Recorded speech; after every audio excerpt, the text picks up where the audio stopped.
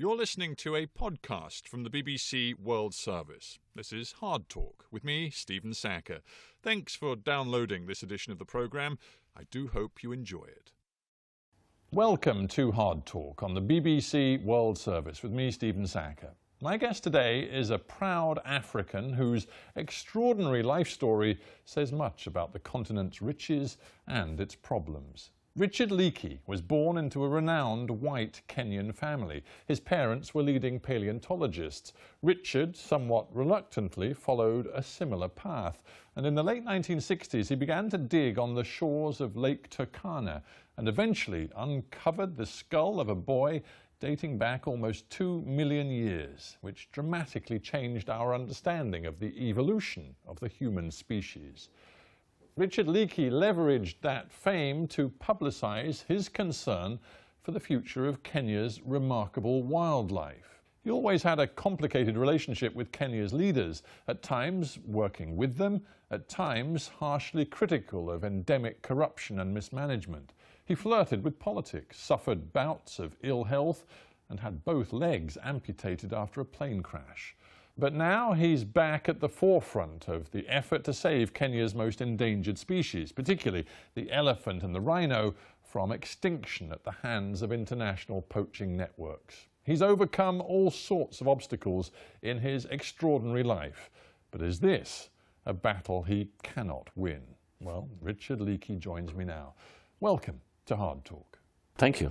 You know, there is an adage, a saying, which goes like this: you should never go back. And yet you have decided to go back, to run or be the chairman of the Kenyan Wildlife Service so many years after you did that job in the late 80s. Why have you gone back? Well, I live by a different philosophy. I think if you do a job and you do it reasonably well and it gets messed up, if you can go back and tidy it up again, why not? I mean, get it back to what you wanted. And I think wildlife in Kenya isn't in very good shape at the moment, but I don't think it's rocket science to get it right. And when the President of the Republic asked me, go back, I said, well, I'll try it for 3 years, yes, if you let me do what I want to do. You took over in the late 80s when poaching was at a pitch and the elephant population was going down and there was a great deal of concern. You took drastic measures. You sort of militarized the ranger service in the national parks. It appeared you'd gotten on top of the problem. So what went wrong? I think what went wrong is that to head up an organization like the Kenya Wildlife Service, you've got to have some political connection. You've got to have the ability to pass over the heads of people who are getting in your way. And you've got to be able to deal with corruption and criminality. And because I had access to President Moi, I was able to do that, and I was able to clean up the new organization, and it was very efficient, very effective, and it worked. Corruption, venality, laziness crept back in, and it's rampant. You're using the present tense. It is rampant today. Now it is rampant, but can it be cleaned up? Absolutely. And if I get the right new director, which I will do, I hope, in the next month or two, with the new board that I have and with the backing of the government of Kenya under the President, I would think, give me a year, it'll be fine. Well, let's stick with the President for now. It just seems to me you've undertaken an enormous gamble here, because you are suggesting to me that the current leadership in Kenya has allowed corruption to slip back in, has allowed the international poaching networks to do their worst inside Kenya. What gives you any sort of faith at all that those very same top leaders are going to back you? Everything I've done, I've had backing. I have no skeletons in my cupboard, and I can call a spade and get away with it. Most people cannot. I have every confidence that if I feel the need to encourage the removal of certain people, to put in tough programs, nobody's going to get in the way. I'm quite sure of that. Last year you said, and I'm quoting you, there is no doubt that the government knows who the kingpins of the poaching operation are. Corruption and incompetence have allowed the last great wildlife species to be slaughtered, you said. No question, there's high-level protection of individuals who engage in the illegal export of elephant ivory. So are you prepared to name names to President Kenyatta, for example? Tell him who is rotten. Oh, no question, to President Kenyatta I will, but not to you. Why not to me? Well, there's no point in raising alarms and things of the kind that you want me to do when we can deal with it another way. Our biggest problem, Stephen, is corruption in the courts corruption in law enforcement, corruption in prosecution. And this is a situation that goes right across the board in Kenya. I mean, our courts were a mess. The new Chief Justice has done a lot to clean it up. I think with a new brood of people coming in, younger people, and with the President not interfering himself, this can be done. I don't know why it hasn't been done sooner. But are you going to put your own integrity on the line here? I mean, are you prepared to walk away if over the next few months you don't get the right sort of backing, the right sort of signals sent from the very top? Let me put it to you this way. When the President persuaded me to take this position as chairman, I said to him he was a very courageous man, because of course I'll walk away if I can't do it. If I get face up to an intolerable situation, as I've done several times in my history, I will state the problem and walk away from it. Naming names. Yeah, good. Well, we're talking about the problem, but I think we need to be specific. You know, I've seen figures suggesting that anything from hundreds to more than 1,000 elephants are being poached in Kenya every year. What is the actual poaching problem, the scale of it today? Much different.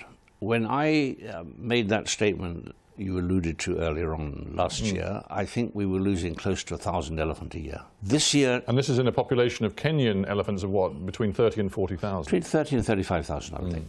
This year alone, to the month of September, we've lost under 400. The situation has already changed dramatically, and in the last few months we're talking about tens. We're getting back very, very quickly. What was wrong, Stephen, is that the wardens were demoralized, the rangers were demoralized, the vehicles were broken down. I was asking one of our senior wardens why he wasn't getting cattle out of the park. He showed me his vehicles. He had 3 Land Rovers, all without wheels. This can be put right, and it is going to be put right as I talk to you. You, last time around, when you took over the Ranger Service as head of the Wildlife Service, you armed them, you trained them, and there were allegations that they used force sometimes beyond the call of duty. I mean, many poachers and alleged poachers were shot dead by your men. Is that the way you're going to do it again? I didn't do it then, and I wouldn't do it now. When I went into the KWS the first time, I made it very clear that if poachers continued to shoot at my men, they were now armed and they would shoot back. And in the first few months, we did lose a couple of our men, and we lost about 15, 20 poachers. Within the first few months, by 1990, I can't remember the dates, but it was about then, it had stopped. Now, but will your men, you know, in your new regime, will they shoot to kill if they are fired upon? Steve, if they're fired upon, they will shoot back. Whether they shoot to kill or shoot to immobilize, I have no idea. They're trained as soldiers, I'm not training them. But there's no point in running away from people who are absolutely destroying the natural heritage of our country.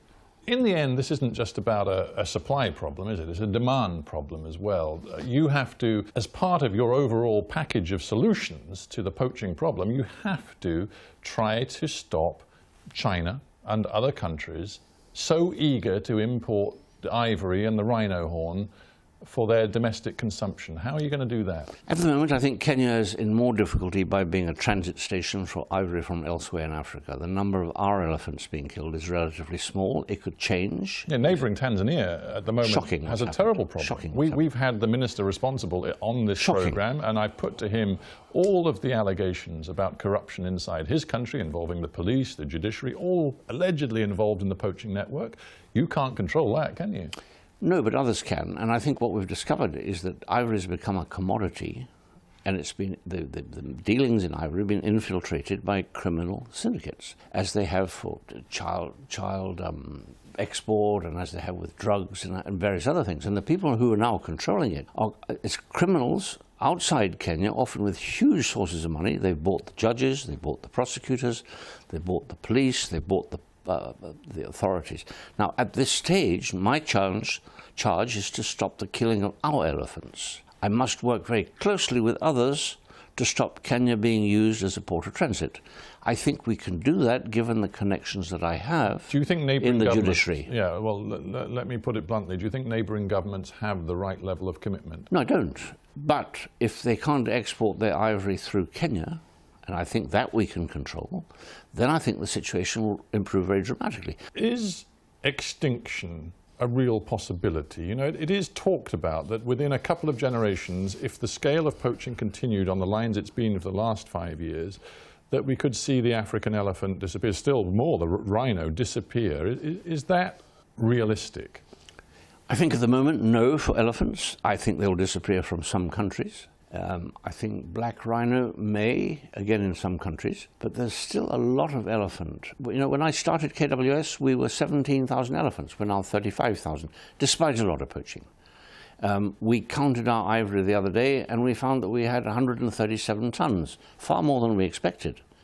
But there are still no examples I have seen going around the parks where elephants hear a vehicle and run away. They're still very, very placid, which is a very good sign if you know elephants. A final thought on ivory, then I want to move on. But you've just said we have 130 odd tons of ivory worth a vast amount of money in your Kenyan government stores. One of the arguments about the ivory trade is that it's very confusing and very easy for the traders to continue their work because there is this so-called legal ivory, that is historic ivory, as well as the poached illegal ivory. The best way of ending that confusion is to destroy your stocks of ivory. Are you prepared to do that? Well, if you remember, we destroyed a lot of ivory when I started KWS. The price of ivory went down. The ivory that we have today, far more than I expected to find in the stores, will be destroyed. You're going to burn it. It's been stated to be the case by the President, supported by the Cabinet and the government, and at the right time, the full 137 tons will be put to the torch and destroyed to ash, definitely within 12 months. That is an absolute guarantee. Absolute promise. All right. I want to go back now, back in time, because your career, your life story is extraordinary. You were born in Kenya, but you're a white man, and this has always interested people, whether you feel completely African. The only people who don't think I'm an African are usually white people. I've been totally accepted as an African and as a Kenyan. As you well know, I've got into politics, I've got into all sorts of situations which you couldn't do if you kept yourself apart. Do you think in English or in Swahili? Swahili. It's my first language. And when we think about the extraordinary things you've done in paleontology, and I'm now obviously thinking about the discovery of the skull of the boy, which told us so much new about the origins of Homo sapiens, you always made a point of saying that for you the discovery mattered partly for ideological reasons, because it was a way of explaining to fellow Kenyans, fellow Africans, that, in your view, evolution was now proven, that Darwin was right, and that they should understand, Africans should all understand that the notions of God, of tribal myth, couldn't trump science and rationality. You're opening a Pandora's box, but let me comment on some of the points that you've made. I think the Turkana boy, not the skeleton, which was found in 1984, went a long way to persuading not just Africans, but Europeans and Chinese and Americans, who are much more in the camp of fundamentalism than Kenyans are, that here was evidence that at least 1.5 million years ago there was a full skeleton that you or anybody who wasn't a specialist could recognize as human. It was embedded in rock that could clearly be dated. You know, at Turkana now, for the second year, they've had a festival with close to 5,000 Turkana and other Kenyans attending. The festival is entitled Welcome Home, the Cradle of Humanity. This is one of the greatest assets Turkana considers it has. And I think Africa is beginning to recognize that our heritage is real. I think we're beginning to realize that blue-eyed guys like you and Scandinavians and people from all over the world actually are part of the African diaspora. That's powerful. But you sort of want the lesson to go even further. You've said, you know, if we're going to keep this planet from disaster, it's important to educate boys and girls in the developing world that their destiny belongs to them. It won't be decided by a god, but it will be decided by their knowledge and their commitment to build the planet. Do you feel that that approach to life, it's sort of a philosophy, is making inroads in the culture of Kenya, for example? I think it's slow, but I think it's coming. I mean, I think we're beginning to recognize that our problems with disease, HIV, AIDS, Ebola, crop pathogens.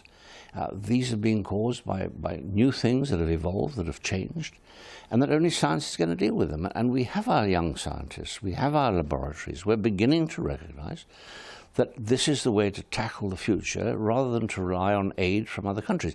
We're a long way from where I want to be, but I think it's coming, and I think it will come. And more young Kenyans are beginning to recognize that we can't expect the British or the Americans or the Chinese to constantly bail us out of our own problems. It's degrading. No, I wouldn't want to pretend for a second these challenges are easy, but it comes down to this very personal issue in a way of the degree to which you are working from the inside, or the degree to which to some Kenyans you still perhaps sometimes seem like an outsider. I've seen no sign of it. It may be there, but I have seen no sign of that, either favourable or negative. But you have lots of enemies. I mean, you've talked yourself about the degree to which, you know, thanks to some of the things you've said, particularly about the wildlife issue in Kenya, you've had people out to kill you. Well, if you pick on criminals in England, you don't think they're looking for ways to get even with you? Come on, this is normal human behavior. If a strong guy comes up and fingers you, and you lose your not only your career, but your source of money, of course you're going to be unpopular. But you're not unpopular because you're white, you're unpopular because you pull the plug on their scheme. It would happen here just as easily. And I haven't been picked on because I'm white. I've been picked on as an individual who said, enough's enough, stop stealing the resources of our country. People who don't know your incredible life story won't know. I mean, obviously you've had lots of health issues, but they won't know, for example, that you lost both your legs in a plane crash in 1993. Your light aircraft, the engine just cut out. You've always said that you believe that plane was sabotaged, but do you have proof of that? I have no proof that it wasn't, and I have no proof that it was. And I have always said, what happened, happened, and we need to move forward. I still have reasonable grounds for thinking that it was interfered with. Could I take anyone to court? Do I want to follow it up? Certainly not. But do you, in your own mind, think you know who was responsible? Yes, I think I know. And you remember after that I went on to run the government for President Moi, and I talked to security services, intelligence services. Yes, I've got a pretty good idea. But the point is, we've got to move forward, Stephen. We can't move back. And remember, the legs could have lost me, and they didn't. You've made a remarkable fist of living without those legs. Thank you. But the point remains, I suppose, bringing it back to your life's work at the moment, which is all about conservation and the wildlife. There are people working alongside you. You know, there are lots of Kenyans now into this campaign. You've warned them that they too must expect to face real difficulties and indeed perhaps to face dangers. Is that the reality even today in Kenya? I think it's reality. I don't think it should be overstated. I mean, I think you can probably do far more now than you could 30 years ago. You still say that there are rotten people at the very heart of the power system in Kenya.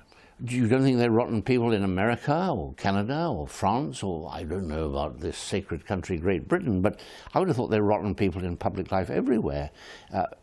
At our situation of development, some of them perhaps would use rougher means to survive. But, you know, we can't sit back and say we're scared, we're not going to do it. We have to fight back. And I think the country as a whole is fine. Listen, you realize how few terrorist attacks we've had against how many there might have been? Kenya is really doing its utmost to prevent the fundamentalist Islamic insurgency taking over. You have no idea what efforts have been made to sustain a free, peaceful country. Well, I admire it. That is an optimistic message to take away. There's just one other thing I want to put to you before we finish, which is not the enemies you might have made amongst those nefarious types who are trying to still make a living out of poaching, but you actually have made some at least severe critics, if not enemies, within the conservation movement for something that has been discussed of late inside Kenya and more particularly across the border in Tanzania as well. That's the future of the Serengeti and the idea that a highway will be built across this wonderful national park because resources need to travel from Central Africa to the coast. You support the construction of an elevated highway right across one of the most precious pieces of wild territory in all of Africa. Why? 100% I support it, because If you're going to develop Tanzania the way it's developing, with a new port going into Bagamoyo announced just a few weeks ago, one of the biggest ports on the East African coast, if you're going to develop seaports on Lake Victoria, huge ones, and have cities there of several million people each, how are you going to get that produce out? Now, if we take the initiative and say, let's put it up so the animals can go underneath, we can save the Serengeti. The point is you have to build that, and the resources required, the expense, but also the disruption. I'm lucky enough to have seen the wildebeest migration. So have I. Well, I know you've seen it many, many times. The point is, all of the experts, and I'm quoting here from David Blanton, a co-director of Serengeti Watch, he says, the cost of this alone will be 10 times more than Richard Leakey says. It will be so disruptive, we cannot let it happen. If it costs 50 times or 100 times, it has to be done to save the Serengeti's ecosystem, which affects Tanzanians, affects Kenyans, and ultimately is a global heritage. You cannot allow a parliament in Tanzania 10 years from now simply to say economically we have to do it. We have to start the process of winning friends now. There are miles and miles and miles of elevated highways in America, in Europe. We have none in Kenya. What's wrong with putting a road up if the animals can pass underneath? Are we totally against change? Most of the conservationists, most of the people who are involved in engineering projects across the world have looked at this and said, it is completely unrealistic. Well, everything that's worked in the world that's been ambitious and dramatic, there have always been thousands of people saying, naysayers, naysayers, naysayers. I'm one of the people who say, get off your rear end. We're going to lose the Serengeti otherwise. Let's come together and find out how we can sustain the ecology, the wildlife migration, the integrity of the park, except for an elevated highway, and provide effective, efficient transportation between the Central African lakes, the Tanzanian economy, and the Indian Ocean diaspora. Come on, it's positive. A final thought, and this makes me smile even thinking about it. There are plans afoot, led by Angelina Jolie, to make a movie of your life. Her husband, Brad Pitt, is mooted to be the young Richard Leakey. Do you like this idea? It's not a question of liking it, but I believe that if you could somebody could produce a film in which people of that reputation starred, and if the Richard Leakey played by Brad Pitt said, enough killing of elephants, has far more impact than if Saka or Leakey were to say the same thing. I mean, it's based on your book, Wildlife Wars. So is this a war to save Africa's wildlife that you really believe you can win? It is a war. We have to save the planet, not just in East Africa, but we've got to stop the killing of elephants and rhino. We've got to save the ecosystems, and we've got to create something that isn't dependent on whimsical tourism. We've got to have a heritage that everybody cares for. It can be done. If you can kill the market, and I think China's a big market, I think a powerful Hollywood film of this kind could do a great deal to change attitudes. You were talking about the market. That's the way to do it. Burning ivory is another way. It's another battle to fight. We may not ultimately succeed, but if we didn't think we might, we wouldn't do it. I think we can. It's a great way to end. Richard Leakey, thanks for being on Hard Talk. That was an edition of Hard Talk presented by me, Stephen Sackur. For details of our complete range of podcasts and our terms of use, go to bbcworldservice.com/podcasts.